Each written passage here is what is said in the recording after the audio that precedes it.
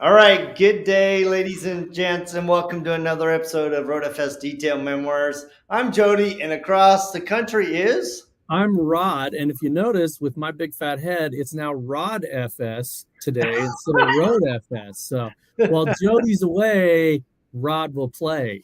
Yeah, and he is definitely having fun, and I'm having fun too because I'm at Carolina Detail Supply with Brandon Ward, and of course Meredith. She's just outside of the pic. Yeah, there you go. She looks better anyway. So yeah, we got to have a little bit improvement in our camera shots. So anyway, so we're super excited. So I dropped in after Mobile Tech Expo. Unfortunately, Meredith did not make Mobile Tech Expo. She had to take care of a dog or something. So anyway, so we're at their shop here in Thomasville, North Carolina. Just getting RoadFS set up to manage their inventory and their delivery system. So it's super fun because we're in it. Meredith and I have been in here scanning barcodes and getting them associated with the different products. So I want to ask, first of all, so how long have you guys been a distributor? Technically, I started in 2009 as a sub-distributor underneath somebody. And then around 2013, went out on my own. Yeah, so this Ballpark. is like our 11th year as our own business. 11 years. That's a long time. Yep. So, and did you do detailing before? I did growing up as a teenager. That was kind of my thing, is detailing local community cars around where I grew up. It was just we had a wash bay. My dad was smart enough to build a wash bay in our basement. So inclement weather. In your basement? Mm-hmm. So we had a drain, everything, water hookup and everything over there so I could detail. And he and I got into doing that when I was a teenager. I've always loved cars. It's always been a passion. So was that like a daylight basement where you could drive the car into it, or how did that work? So it was like a brick ranch style house, full basement underneath it. And then Dad had tiled the whole basement. This was back 70s when you could get away with stuff like that. And then we just had lighting in on both sides and a water hookup over next to on the wall, and just kind of made it work. It was good. That's fascinating. I don't think I've ever heard of a detail shop being in a basement. Yeah. I've heard of a couple, but it's few and far between. Yeah, that's good foresight.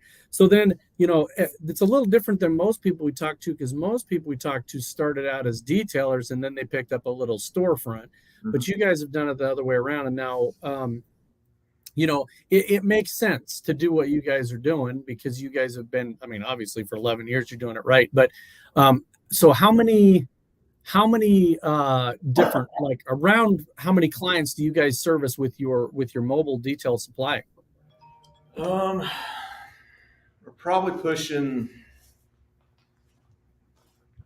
probably 1,000, close to it. Honestly. Wow.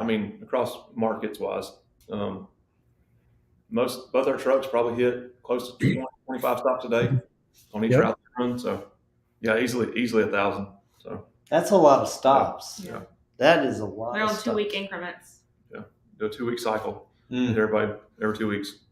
Do you service car washes or just detailers? A little bit. That's just a completely different industry, and so you're set to really do the maintenance side of car wash. It's hard to really break into that. You can get, some of the local mom and pop car washes that take care of their own maintenance are pretty easy to pick up. But yeah, it's just a whole nother undertaking. Pretty much separate business. So one thing that I think is interesting is that there are more and more detail owners who are coming out with their own products and trying to become their own distributors. So how do you see that affecting the market, and what kind of challenges do you see them encountering? So I feel like it's a natural progression, only because it was something we were talking about at Mobile Tech this week. Yeah. The working lifespan of a detailer, you just wear yourself out. Yeah. So everybody wants that next step, and you're knowledgeable. You're just experienced in the detail industry, so you want to get in the product side of it. I'm intrigued to see how it turns out. It's tough because there are just so many brands in the marketplace. It's just at Mobile Tech, there's 3 or 4 brands. I've seen a couple of them, but never really seen them in person. Yeah. And seeing them in person, it's like how many more can keep coming. That's where it's tough for us, because running route trucks, you can only stock so much on a truck. So with online retail sales, you can flourish there. It's just hard getting the volume when you're just selling to retail. So what for you guys, there's a different progression you guys are doing. And so tell us about what you guys are starting to do in the back of the warehouse. Well, it's making more dollars per square foot for the footprint we have. We've always loved detailing, got into this through detailing, and we're going to open up our own retail detail shop in the back. And we're also that allows us also to build out a training center to go with it, to be able to start having classes monthly, quarterly. So, are those going to be training classes more geared towards DIY? Both. Or the I want to do both. detail, Yeah. Gotcha. I'd like to be able to start hosting where we can do IDA certifications here. Have the DIY guy can come in, just like with PNS. We sell a lot of the storefront size products, so we have a lot of retail business, and just be able to kind of help them progress and learn more. Yeah, and I think a lot of people don't understand that having training for individuals or DIY people actually leads to helping your detail business increase revenue, because a lot of times, people think, well, that's just teaching these guys how to do it themselves. Well, they're not necessarily going to do it to the level that someone that's IDA certified and skills validated and all that can do on the detail. So they learn what it's about, and then they go, yeah, I don't want to take it that far. Or, I'm afraid, I've heard this before, I'm afraid to do that on my own car because, I just learned how to do it and I don't want to take this, burn through my paint or whatever. So it actually is increased. I mean, I know some people like Shane Mayfield that has those out in Central Oregon that has learn how to maintain your own car in between the details. Mm-hmm. And then it makes it easier for the detailer. I mean, if you get them set up right and they're using the correct maintenance, when it comes back in, that's much less effort you're having to output. Yep. So that's awesome. Training center, detail shop. So what is we were just talking to Jody Meridith about this before, but what is the total footprint that your shop there has? About 8,000 square feet. Most of it's warehouse. We've got a couple offices and the showroom part of it. But. Yeah, the showroom's probably 1,100, maybe. Maybe a little bit smaller than that, but yeah. So 1,000 or so. Yeah, 30 by 30 is 900 square feet, which is all where a lot of people's garages, they're shooting out of a 900 square foot bay. But that's a good size footprint. I mean, as Jody walked around in there, there's a lot of room for products. If you were a guy that wants to swing in and pick it up on your own and not be on that delivery route. So you said you have 2 mobile trucks. Is that right? Technically 3. That's the other side of our business. We started this past year. Sticking with the CDS acronym, we have Carolina Dealer Supply as well, and we sell additives into the service side of the business. Yep. So kind of branch out and be a one-stop shop when it comes for dealerships. Nice. Nice. And that do you still find a lot of, I mean, I know in the last several years I've seen a trend here, but what are you seeing over there as a trend? Do you see a lot of dealerships that are walking away from their own internal detailers and they're bringing in companies that do it, or is it kind of a mix? It's still a mix, and it seems to be a revolving door everywhere you go. Depending on the management that comes in and what they've done previously, kind of how it rotates. There still is those options for labor businesses out there. There's a ton of them here in the Carolinas, some big ones. But then there's those managers that want control and want to bring it back in house and be able to really police what they're doing. Yeah. So they're still out there. I know there's a lot of people that are individual techs that are a little leery going into dealerships, but I mean, you guys know as well as I do that there's a lot of people that make a lot of money off of dealership services. You just have to know what you're doing and not get taken advantage of. And not because dealerships are shady or anything like that. It's just that they're obviously trying to control costs. They have a certain cost per vehicle that they want to put out there. And there's a lot more controls in place. So it's not the same as a retail business. You do have to do it kind of their way, but you can definitely make a lot of money doing it. And that's one thing we've always tried to help dealerships with. Sometimes it's frustrating for sure, is to see the detail department as a profit center, not just a cost. Yep. Even offer those. A lot of them are trying to get into that because car sales are so messed up right now, and profitability off car sales is not there like it used to be. To treat the detail department as a profit center, turn it into retail detail, and actually make some money out of it. So yep. Yep, because people have a tendency to take their car back to a dealership, and if you can offer them, I mean, they've done it for years. They've offered, undercoating and, wheel packages and, upselling on, different aftermarket wheels and stuff right within the dealership. And if they do that as far as a detail bay, and you have somebody that's trained and certified that could do ceramic coatings on a brand new car, I mean, that's a profit center for you. It's just one more way to make a little bit more money on that car and then keep people bringing it back for services. I know a dealership here in Boise that they call it their detail bay, but they actually they outsource it to someone else. But they actually do kind of a split. So they're guaranteeing work for the detail shop, and they get a little percentage out of it. And going forward, looking at the future of dealerships, they really are going to have to focus on that service side, I think, to be profitable, just because of the way the car market is now. I don't know that I see it going back from this current status where we're at, where you're almost having to order your car if you're wanting something. Yeah. Looks like they're going to start running really lean and not overstocking. So it's just going to completely change the way that industry runs. Yep. Yeah. And they get some scarcity out of it. Toyota's done a really good job of that for the past several years, even before the supply chain issues that we've seen the last couple of years. They offer a special color and it's a limited edition. Well, they get people lining up for it. My sister bought one. I think she went from Idaho to Arizona to pick it up because she wanted this special kind of a seafoam green, and they only offered so many a year. Great market, and if that's what you're into with cars, is this special color package or whatever, I think people are doing a good job of doing that. On the flip side of that, what I'm seeing is that the used car market is flourishing. I mean, cars that we used to see that, I call them a dime a dozen, they're starting to go up in value because people are realizing that what they have, they got to hold on to. We saw the same thing in the housing market, right? It was like houses, all of a sudden housing prices went through the roof and everybody started taking a little bit better care of their old crappy house because it was worth so much more money. And the same is true with cars. Jody and I this year, we're going to be putting together, we've already started this. Obviously, we had to do some prep work. So we've already started the videos. We haven't released any of them, but we're actually doing a total recon on, it's my truck that I've beat up since 2007. Took it to a dealership. We got the value of the vehicle, the way it sat. And then we're going to go through and do all the recon and take it to shops that are certified in each of the reconditioning areas like PDR and wheels and obviously detailing. And then I've got to deal with the dealership where I'm going to take it back and they're going to give me the value of it after all the recon to show the value increase that you can get out of just spending a little extra money to take care of your car.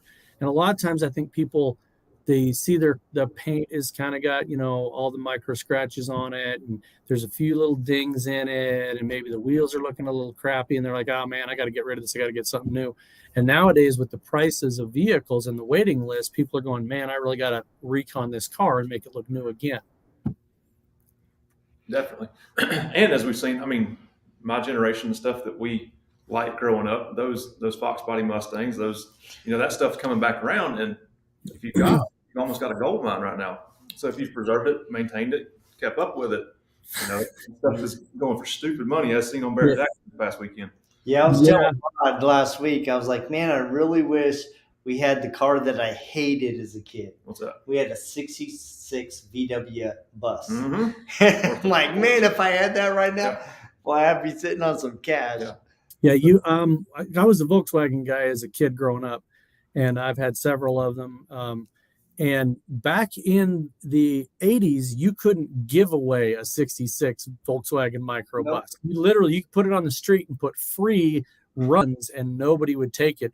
And nowadays those things are going for $60,000. I mean, it's insane. So yeah, I bought a car this summer and the value increase of what I purchased and what it's worth now is staggering. It's more than twice the value right now. And it's crazy. Just watching them go up. And I mean, that's good and bad. I've been into hot rods my whole life and it's bad. It's good if you want to sell one. It's bad when you want to buy a new one. Cause you're like, oh crap, a scrapped out old rusted out body's worth $10,000, So I've been lucky. I own a 55 Bel Air 2-door Chevy. I own a 57 Chevy pickup. And then I just picked up this 2001 911 Carrera convertible. And I was really lucky on all 3 of them that I picked them up at way under value. Like just to give you an example, and I bought it a long time ago, but I paid $1,500 for my 55 Chevy. That car right now, rusted out, no engine, transmission, no interior, nothing, is worth about 10 grand. And so, yeah, you're sitting on a lot of value. And I think a lot of people that would have just scabbed something together and got it out there are now going that extra level, and they want to put in the detail to it and make it just that much more pristine to bring in as much value as they can. Agreed. So I have a question. So obviously Meridith is sitting next to me, and it's been really fun to come here in person, right? Because you get to see how the actual operation works. Because a lot of times, we're working remote, and you have an idea, but to actually be in shop and actually see and talk about it and how we can improve the process and stuff. But one of the things that you said yesterday really hit me. She's like, Brandon's got all these big ideas, and then he makes me do it all. Hey, that sounds like you and I, Jody. I know. So it's like, so I wanted to talk about that a little bit, because obviously you guys are a dynamic duo. You're working at this together. So let's talk about the challenge and the fun of, being a tag team from your perspective. It's different. A lot of people, the goal of mine is to actually come full time within this next few months here, and leave a full-time job. But a lot of people have said, well, how are you going to do it? How are you two going to work together? You're married. You can't separate the two. We've actually been sharing the same office space for 6 months at this point. So we're not technically working together yet, but we'll still be working together. So a lot of people think it's weird. But we've kind of done this together all 13 plus years. So Brandon is more of the ideas person, and I'm more of the execution of the ideas. And the other part of that is because for so long, I did it on my own and had the ideas and had to do all the implement. I need somebody to be here to help take some of that off of me too. So So and I think part of it, do you guys find, Meredith, that it's understanding and knowing your role, right? I mean, I think people that have been married a certain amount of time, it's the same thing. You understand what your role is and what your role is not. And that helps you survive through both a marriage and a business. Yeah. There's times that we just kind of, I don't think in the business side of things we've ever really gotten like frustrated or angry. Because we both kind of want the same thing out of it and wanted to see the same success. So really it's just, you're good at this, you go do this. I'm good at this, I'm going to stick to this, and then kind of intermingling when we need to. But bringing on staff has been one of the greatest things we did as a business. So talk about that, because I think a lot of times, and I've been in the room when you've been looking at applicants. It's a challenge bringing on the right person. And we've kind of been spoiled. I've always hired detailers up until this point, and I've personally known them. They've been customers, worked for customers, etc. So this isn't, we're hiring somebody new now, and this is going to kind of be a different deal because I don't have somebody in the pipeline that I already kind of had cherry picked. So it's going to be a completely different ballgame, and have to kind of teach the detail skills. If that person comes in without it, we got a couple candidates that have detail background, but it's just going to be a whole different setup than what we've done before. So I think that's a real key. What you said about hiring staff has been one of the best things we've ever done. And one of the things that Jody and I, we've started going more into a business series. There's a lot of people that hesitate to do that, both on the side of, even if they have a storefront. There's a gentleman I know that has a storefront, and he couldn't decide whether he wanted to hire somebody. And I was like, do you really want to be out polishing on a car and hear the bell ring, and you have to put the polisher down to go back and sell some product? Or vice versa. You're out in the front and you should be detailing a car. So hiring staff, I think it's a scary step, but it's one of those that when you're ready to do it and you've set the goals and you've met the goals of being able to bring that staff member on, that it is literally night and day. Jody and I just hired another person this week to come in to work on RoadFS, and we've already got, the day one was, gosh, what are we going to have him do? Today's day 3, and it's like, what are we not going to have him do? He's doing, get more and more, because it frees you up, right? It frees you up to have, if I were there right now and you hired me and I was working in the front counter, and and I was there to take care of the front stuff. It'd free you guys up to do other stuff. It's not that you're sitting in the back room with your feet kicked up. I know the two of you guys would be working out or coming up with some new business idea or polishing a car or something. But that gives you the opportunity to focus on the important parts of running the business and keeping it successful. Totally agree. And that was to one of my detriments. And it frustrates me because I know this could have been further along than even we are now. But I waited way too long to hire my first employee. It all worked out. Everything's great, but man, I ran myself ragged for years. And it's tough, right? Because on one hand, you got to take that leap of faith, but at the same time, you're going, wait, I'm not sure if I can do it, but I need it. And it's like you have this internal wrestle, and you also look at the pocketbook, and you're like, how am I going to afford that? And that's right. Yeah. And, it's interesting because once you finally, it's like, you can see it in your business, you can see the patterns, it's happening, but you're looking at the numbers and you're like, man, how am I going to afford this? I need it, but how am I going to do that? And finally, when you pull the trigger, all of a sudden, it opens up floodgates that you didn't anticipate. And you're like, oh, wow, should have done this sooner, right? And followed that gut. Definitely. Yeah. Yeah, but taking advantage of that and having things for people to do. And I think anticipating that ahead of time. The one place you don't want to be is you don't want to be hiring somebody that you haven't thought through, and you're so desperate you got to hire a body. It's not about bringing in a body. It's about bringing in somebody, because I've seen so many people that'll hire somebody and within 2 weeks that person's gone. And I think that's just a matter of planning and saying, this is the type of person, these are the skills that I need. And some stuff is teachable. Other stuff, they need to have that background, right? And so I think that that is where I think some people suffer, is that they just want a body and they go too far on the financial side, and I can only afford this body, but you really need somebody that's got a little higher level. And so Jody and I actually have it on a whiteboard. We have the goals that we need to hit, and when we hit that, it says equals new hire. And that is one of those things where I think if you plan for that going forward, it isn't always 1, 2, 3 ABC. Sometimes you skip step 2 and you go to step 3. But again, you guys have been in business long enough that you understand there's going to be ups and downs, and you got to have that cushion and things to take care of. And in a downturn, they're going to do something else. Okay, I know we hired you to work at the front counter, but the shop needs swept. So, Yeah. And one thing I'm spoiled about to have is that she's worked in HR for a large municipality for years and has done hiring and HR side. So that's one thing that really aids us. Yeah. Is we make sure we do it right. So what have you guys, looking back over the past 11 years, what are some key things that have really been eye openers that you've really learned from in building your business? Definitely networking, kind of having and finding a mentor, somebody that you can pass ideas off on and go over, your schemes that you think are going to be great. And they've already tried those and will tell you that they do or don't work. That's a huge asset.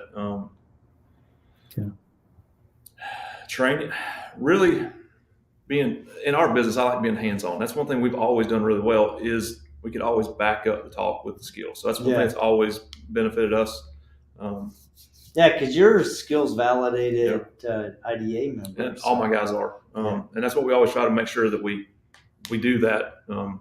Take them to Motec or wherever we can get them validated at, because they've all got that experience and difference. Yeah, and that'll be a real help when your shop gets that too. So And don't be cheap. Yes. Goes back to the hiring. When you can hire somebody, you need to hire them. If you can afford to get something nicer, go ahead and just make the commitment, because the money will come, because you won't be spending the time maintaining the truck all the time because it's breaking down. That was our life for so many years. Was put engines in, transmissions in, rear end. We tried, we just didn't have the money to buy the nicer thing, and we would buy whatever could get us through, but we'd spend weeks out of the year not running. Yep. I would rather wait 2 weeks and get the one we want than buy it now. And it's like, I hate and I say this all the time, Jody's going to shake his head, but I hate the mentality of ready, fire, aim, and then go, crap, now we just bought a piece of junk and now I got to spend money on it. So wait that extra 2 weeks, plan it out, and, find ways to, I think in business, you need to find ways to help keep your business afloat. One of the financial pieces of advice that I got years and years ago, I have a mentor in the financial industry, and this guy's business is well above 50 million a year. And he's been a really huge asset to me personally to help me make decisions at our business level. And one of the things is secure a cushion, whether that's a loan or a line of credit or something, but secure that cushion so that if you have extended yourself out there and there's unforeseen circumstances, you can cover it.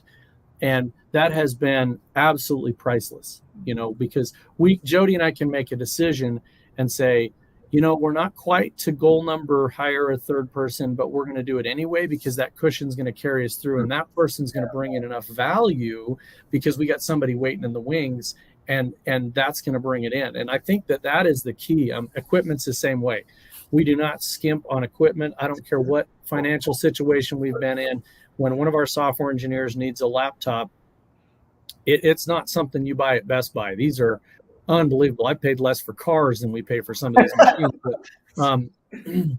But that is what you have to do, right? I mean, you guys, I can see behind you guys, you have quality racks even holding your products up there. You don't have some flimsy, thing that you bought at the dollar store. So you need to have the equipment you need. And that's, I think, the advice when I see somebody that's starting out in business and they say, well, what should I do? Should I just go to, Walmart and buy the crap off the shelves and a crappy polisher? And you're like, shouldn't do that because it's going to burn up. It's got plastic gears. Spend the money on the equipment. You're going to be money ahead doing that.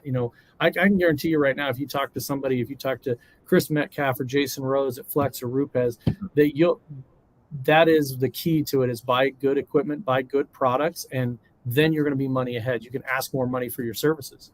Yeah, and I don't think we've had anybody in the last 2 years that don't cheap out.